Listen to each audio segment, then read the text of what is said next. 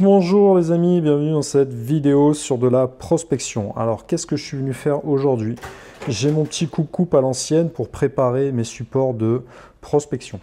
Habituellement, les supports, à quoi ça ressemble? Ça ressemble plutôt à ces documents qui sont ceux que j'utilise en tant qu'agent commercial. Donc ça permet de se faire connaître sur un secteur avec un graphisme qui va véhiculer vraiment les valeurs de l'agence et une récurrence vraiment par rapport au fait de passer sur le secteur régulièrement. Donc ça, nous on les commande. Bon, ici c'est Vistaprint, donc on les commande, ils sont déjà prédécoupés, etc. C'est préférable de faire comme ça en tant qu'agent immobilier. Pourquoi? Parce que ça fait la différence en ayant vraiment un logo, en ayant vraiment une culture d'entreprise, en ayant vraiment des valeurs qu'on peut véhiculer, un marketing, on peut mettre un QR code, on peut utiliser plein de choses. Là actuellement, on va faire quelque chose de différent. C'est-à-dire, c'est une technique un petit peu border, un peu plus border en effet. Vous savez, vous avez déjà vu ces papiers, voilà, cherche en urgence, cherche appartement dans votre secteur. Ils sont écrits à la main, ils sont moches, ils sont en gros représentatifs de ce que pourrait faire un particulier. Pourquoi est-ce que je les utilise moi personnellement? Parce que je viens de créer ma société de marchand de biens, donc désormais il va falloir passer à l'étape supérieure et retourner prospecter, et donc je peux me permettre maintenant de faire ce genre de papier moche et je vais tester les résultats. Je vais passer les deux en même temps et je vais voir un peu ce que ça donne, voir si les gens appellent plus facilement ceux de l'agence ou peut-être qu'on peut avoir des surprises et voir que c'est peut-être ces petits papiers de particuliers qui ressemblent à rien qui vont être le mieux accueillis par les personnes. Donc moi, ça va me permettre d'aller sur place, de voir le bien évidemment, et de voir s'ils sont intéressants en tant que marchands. Si ce n'est pas le cas, évidemment, on peut les acheter et se substituer à une autre personne. Pourquoi? Parce qu'on peut, lorsqu'on signe un compromis, mettre une condition suspensive d'obtention de prêt pour le financement et une condition de substitution, c'est-à-dire que entre-temps, on peut se substituer à une autre personne ou à une société qui pourrait acquérir le bien. Donc voilà, ça vous permet, si le bien est attractif, que la personne ne veut pas de mandat, elle ne veut pas de professionnel, elle est un petit peu butée, eh ben, pourquoi pas essayer de trouver un acheteur qui va monter une SCI ou une structure et vous substituer à cet acheteur-là. Ça vous laisse la possibilité de trouver une autre personne. Et dans ce cas-là, cette personne pourra vous facturer votre commission. Donc ça peut être une technique qui peut être efficace. Alors comment est-ce qu'on fait ça? Vous préparez votre mot. J'ai pris un nouveau numéro de téléphone, évidemment. Hein, je ne vais pas mettre le même numéro de téléphone puisque je vais passer le même support en même temps. Je ne suis quand même pas stupide. Donc personnellement, je suis allé chez Free. Free directement en ligne, on peut commander des eSIM. Alors les eSIM, en fait, vous savez, les SIM, c'est ce qu'on met à l'intérieur des téléphones portables, donc c'est une carte SIM classique, et les eSIM maintenant c'est les SIM numériques. Donc ça permet de mettre un deuxième numéro de téléphone dans votre smartphone. À partir de l'iPhone, on va dire que c'est à partir, je crois, du 11 Max ou du X Max ou du 12. Personnellement j'ai un 12, donc ça fonctionne très bien. On peut mettre deux numéros de téléphone. Configurer son téléphone. En gros, j'ai mis mon numéro d'agent immobilier en principal, donc tous les appels que je passe, tout ce qui est Internet, etc., ça passe avec le principal. Par contre, lorsque j'ai un appel entrant d'une personne qui va me contacter grâce à ça, il y aura un petit M pour marchand de biens.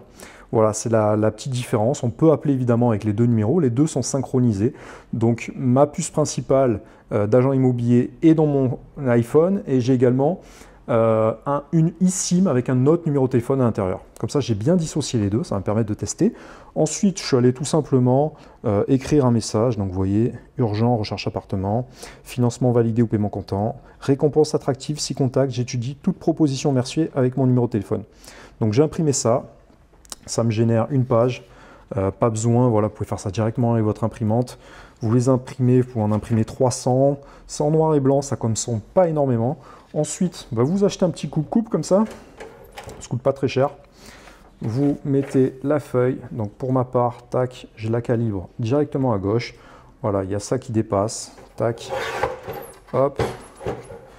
Pardon pour les oreilles. Ça coupe le côté. Suffisamment de place à droite pour mettre le petit scotch. Ensuite, tout simplement, alors là je l'ai fait une par une, parce que je ne peux pas tenir le téléphone et tenir les pages à la main. Mais évidemment, vous les faites 30 par 30, etc. Donc là, voilà, ça a été coupé comme ça. Ensuite, hop, je me réaligne, hop, tout simplement, tac, tac. Et voilà, c'est un plaisir de recouper ces petits morceaux, en fait. Dans mon ancien réseau, on faisait ça directement par une grosse imprimante professionnelle. Quand j'allais en pro, je les imprimais par 200, par 300, je les coupais en deux et boum, je partais à la guerre. Et là, je suis très content de retourner, entre guillemets, à la guerre comme ça. Pourquoi? Parce que c'est difficile de rentrer, hein. Là, vous voyez, on est à l'extérieur. Lorsque vous allez sonner là-bas, il y a un vigie qui ne vont pas vous laisser ouvrir, par exemple. Vous n'avez pas de badge, etc. Si vous sonnez chez les gens, bien souvent, ils ont la visio, ils ne vont pas vous ouvrir non plus. L'avantage de ce genre de petits bouts de papier. Alors, encore une fois, c'est une technique border, hein. Allez l'expérimenter, mais je ne vous recommande pas à tous de le faire, ça dépend vraiment.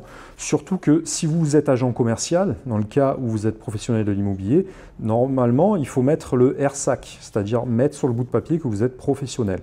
Bon, là, je suis dans une approche un peu plus border parce que c'est pas que je me fais passer pour un particulier, mais en tant que marchand, je peux financer le bien en tant que particulier. Donc forcément, c'est pour ça que j'ai mis un autre numéro de téléphone, etc.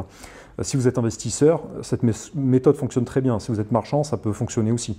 Évidemment, si vous êtes agent immobilier, vous avez des obligations légales qui vous obligent à mettre sur le papier votre numéro RSAC si vous êtes indépendant et d'autres mentions légales. Donc voilà, je ferme la parenthèse.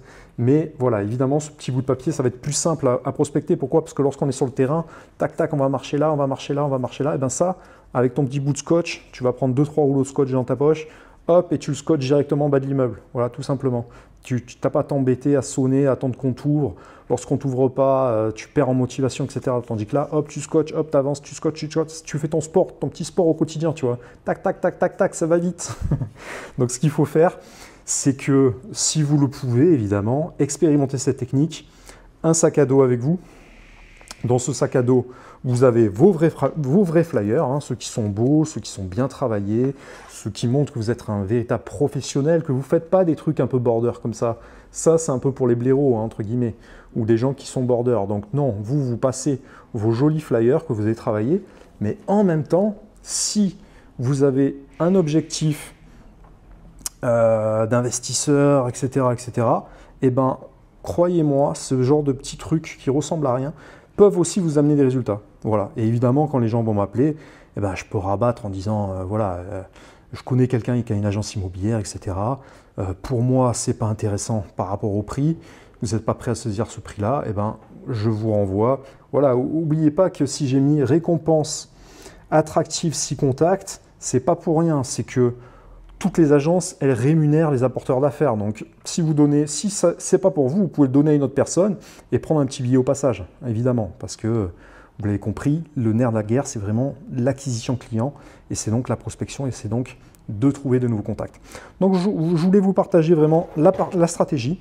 Je vais finir ma liste. Moi, je vais m'en faire les 2-3 000.